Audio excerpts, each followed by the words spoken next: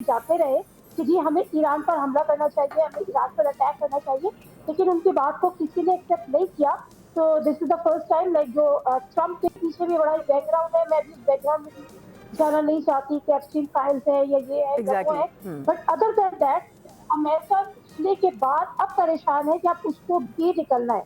देखिए हर जगह जब भी मुज़ाकरात होते हैं तो गुड कॉप और बैड कॉप खेली जाती है। एक फरीक उन्हीं उन्हीं फरीकों में जो एक फरीक होता है, उनका एक जो साथी होता है वो बड़े हॉकिश किस्म के स्टेटमेंट भी दे रहा होता है और दूसरा जो है वो आग बुझाने की कोशिश भी कर रहा होता है। तो जो जेडी वेंस है और इसका जो डोनाल्ड ट्रंप है, उनको इसी तरह हमें देखना होगा। ज्यादा जो इस वक्त हम ये कहें कि जो वेटेज हासिल है वो जेडी वेंस को हासिल है, और इसके साथ साथ ये भी कहा जा रहा है देखिए हर मुल्क की एक अपनी स्टैब्लिशमेंट होती है और बहुत सारे मामला बहुत सारी चीजें डेमोक्रेसी अपनी जगह है, लेकिन बहरहाल डेमोक्रेसी प्रेसिडेंट ये सब चेंज होते हैं, हुकूमतें चेंज होती हैं, but establishment is very much there और वो एक एजेंडा और एक गोल के लिए काम कर रही होती है। तो दुनिया इस सब ये भी कह रही है कि जेडी वेंस की पोजीशन इतनी स्ट्रांग है तो मेरा ख्याल है काफी ज्यादा परेशान और चीजें हो चुकी है, काफी मैस क्रिएट हो चुका है और ट्रम्प का ये लास्ट टेन्योर है, इसके बाद उन्होंने सदर नहीं बनना।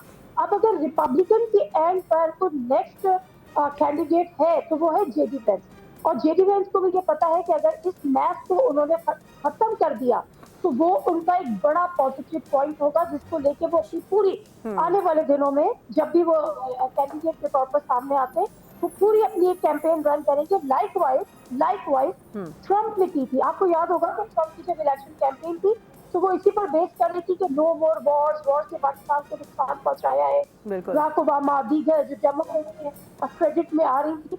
तो इस बयानी के साथ नैरेटिव के साथ वो आगे बढ़े, लेकिन अल्टीमेटली उन्होंने भी वही किया।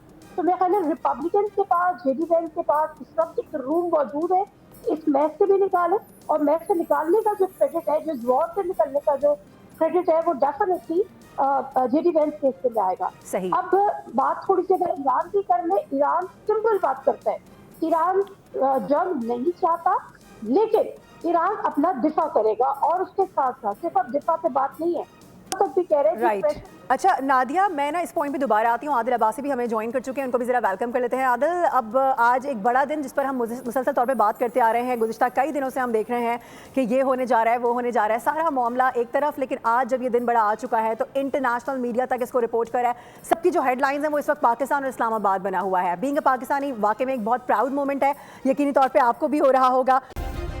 सब्सक्राइब करें और बेल दबाएं ताकि कोई खबर रह न जाए।